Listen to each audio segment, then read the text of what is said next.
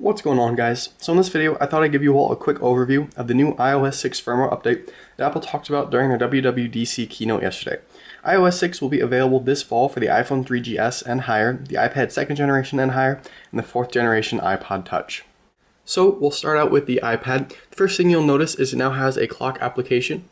And it does look a little bit differently than it does on the iPhone. It's been kind of updated to fit the iPad's big screen. You have all your world clocks up here and the ability to add another one. And down here you have a nice big view of the world with all of your different time zones, all of your different clocks, and it also has the weather in each location. You also have an alarm, and you can set an alarm for different times and different days of the week.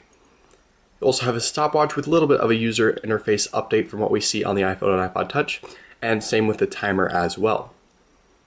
So the only other thing on the home screen that you'll notice is the updated Maps icon, and that's just to reflect the completely redone Maps application itself. I'll go ahead and show you guys that. As far as the application itself, it's been completely redone from the ground up. It's no longer Google Maps. The maps are created by TomTom and other companies, and basically they just kind of created this in Apple's own image. They have a number of different features, but this is just your standard map view. I'll go ahead and switch to satellite so you guys can see that as well. And we'll zoom in here and I'll switch to 3D mode, and you can see I kind of twisted the screen just a little bit. To switch to 3D mode, all you have to do is kind of hold down one finger and move the other finger around, or you can also hit this 3D button down here. Now the 3D feature is not going to be available across all devices. On the iPad 3 it is supported, and the iPhone 4S it is supported. The iPhone 4 is not supported, and I don't believe the iPad 2 has it supported as well. So Apple is calling this feature flyover, and I'll kind of give you guys a demo of why it's called flyover here. The more you kind of look at it, the more it kind of looks like an airplane flying over the area. It looks really, really nice. It gives you kind of a 3D look of the map. It brings everything to life, and it just looks really nice. I don't think the camera does it justice. When you look at big cities and big tall buildings or mountains or big structures, you really can see just how good the 3D looks. I'll go ahead and move over here to some big buildings. It does take a little bit to load because it's still kind of a beta software, but it does still work really well. It looks really good, and I think this is a great update to the Maps application. The other big feature that they added to this Maps application is turn-by-turn directions, which is something we've all been waiting for quite some time. So I'll go ahead and just do from Cupertino to Los Angeles here, and we'll hit start. You guys can see up here it has all your turn-by-turn directions. You can tap from direction to direction, or you can slide along the top here so you guys can go maybe 2 or 3 directions ahead to prepare yourself. What's also really cool is they're going to integrate Siri into this, so Siri is going to be able to talk you through all the directions as you're driving. I'll go more in-depth with this new Maps application in a separate video just for time's sake, but if that video is already up, I'll probably have an annotation somewhere on the screen so you guys can go check that out. The final big thing that they added to the iPad, at least for the iPad 3rd generation, is Siri support. This is something we've all been waiting for a while as well, so Siri is now on the 3rd generation iPad. And I'll go more in depth with the updated Siri as Apple talks about in the WWDC in a separate video. Again, if that video is already up, I'll probably have an annotation somewhere on the screen. But yeah, Siri has been completely updated and upgraded, and she's now able to tell you a lot more things. If you ask her questions about sports or movies or anything like that, you'll be able to get the answers right away. So it's updated Siri, and it's now available for the 3rd generation iPad. So everything else I'll show you here on my iPhone 4. One thing that they added to the iPhone is an application called Passbook. And essentially what that is, it's an application to help manage your boarding passes, your tickets from concert tickets or sporting events, store cards such as Starbucks, and coupons. It's basically everything that can fit in your wallet now fits on your iPhone, just a way to manage various tickets and cards and stuff like that. It's actually not functional right now. I can't get it to work, and it doesn't look like it does anything quite yet. But as this app is updated and is able to actually work, we'll probably put up an update video so you guys can see it in full functionality.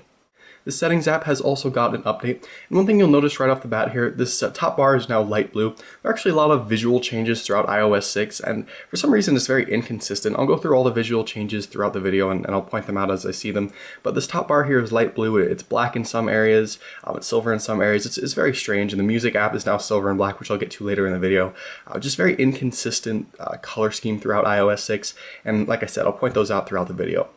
But as far as the setting apps is concerned, there are a number of different switches and toggles and settings that you can go through now. One thing you'll notice right off the bat is this Do Not Disturb switch, and once that's switched, you'll notice this little half moon and right next to the clock there. Hopefully you guys can see it. But once this setting is turned on, you're not going to receive, well, you'll receive all your notifications, but your phone isn't going to buzz, it's not going to ding, it's not going to make any noise or anything like that. So if you're sleeping, if you're in an important meeting or anything like that, you don't want phone calls, you don't want texts, you don't want apps sending you notifications or anything like that. Once that's switched on, you're not going to receive anything. Your phone's not going to ding and it's not going to disturb you. You also have some more in-depth privacy settings. You have the option to choose what single apps have location services. So from third-party apps to Apple stock apps, you'll be able to choose location services based on the specific app. So if you need to go into settings and turn some things off and turn some things on, you can do that as well. You also have some settings for contacts, calendars, reminders, and all that stuff. So your privacy goes a little bit more in-depth on your iPhone. You also have a lot more accessibility options. These are talked a lot about during WWDC.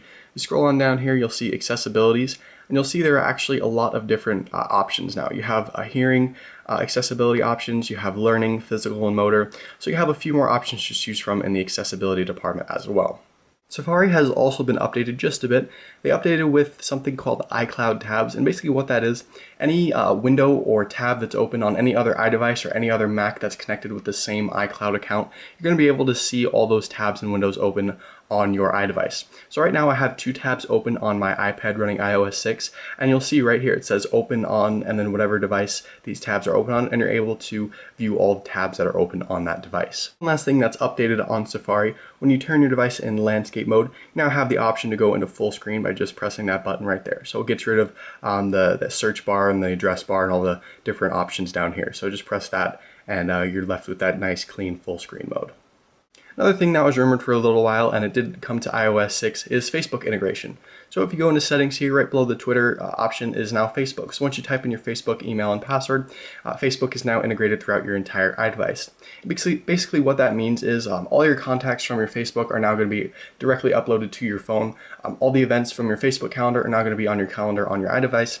So basically everything from Facebook is now going to be on your phone, and you're going to be able to post status updates right from your phone to Facebook and upload pictures right from Facebook. So basically the same way Twitter integration works on iOS 5, Facebook is going to work the exact same way. The Notification Center has been updated just slightly to add tap to tweet and tap to post when you have Facebook and Twitter integration both on your iDevice. So I'll go ahead and just show you that. Once you tap on that, nice little window should pop up here. Yep, and you can type in a nice status update to Facebook. You can add your location and you can choose what friends see it.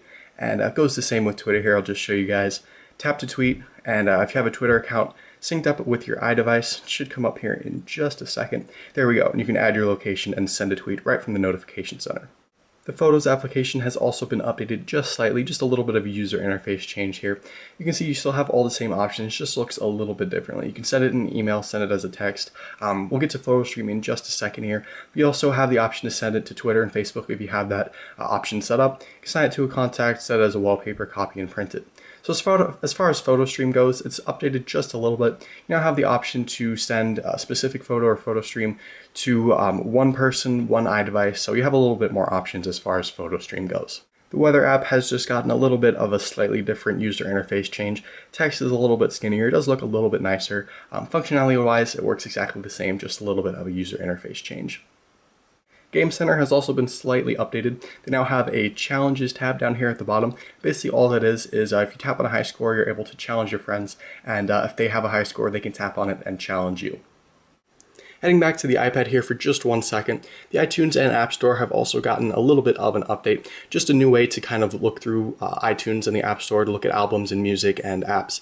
It wasn't working on my iPhone 4 for some reason. It kind of reverted back to the old way of showing it. I'm sure this will probably be a finalized feature. They talked a little bit about this in WWDC, how iTunes and the App Store have changed just a bit, but just a different way of showing off all the iTunes and App Store apps and all that good stuff. Mail has also been updated slightly with what they call the VIP feature, and basically what that is, when you add a person to your VIP list, when you get an email from that person, you're going to get a notification or a pop-up or some sort of notification that basically makes sure you don't miss that important email. You can add as many people as you want to your VIP list. I'm not going to do that right now just because it'll expose all my contacts, but yeah, in a sense, that's just basically what it does. When you add a person to your VIP list, the email that you get from that person is going to show up in your notification center, you're going to get a pop-up, and you're just going to make sure that you don't miss that email. Like I mentioned at the beginning of this video, the music app has also gotten an update. Everything is just very visual, nothing functionality-wise has changed. Just has sort of a silver and black theme. Looks very similar to what it does on the iPad. It almost looks more like a Cydia theme than it does standard on an iDevice. Like I said, everything is just visual, nothing functionality-wise has changed. It just looks a little bit different than it used to. It's going to take a little while to get used to. It doesn't really match anything else on the phone. They have like black bars and light blue bars. Like I said, everything's silver in this, so it doesn't really match, but it does look okay. I just wish it kind of matched everything a little bit better. The phone app has also been changed just slightly. The keypad is now silver and black with that light blue bar up top, and you guys saw during the keynote that when you're getting a phone call, you now have the option to set it so that you can remind yourself to call that person back within an hour, or you can also set it to automatically send that person either a message that you choose from the options that they already have, or a custom message. So if you don't want to answer the phone right away, if you're in a meeting or anything like that, you can set it so that you send that person a message or remind yourself to call back later. So there you go, that's just a quick overview of the new iOS 6 that's going to be released this fall. I hope I got through as many features as you guys wanted to see. If there was anything that I missed or anything you guys are interested about, post a comment down below letting me know what you think. Also post your thoughts down below. Are you happy with iOS 6? Are you excited about it? Are you a little bit disappointed? Let me know. Hit that thumbs up button if you guys enjoyed. Hit that subscribe button if you guys want to see more Apple videos, and I'll see you guys later.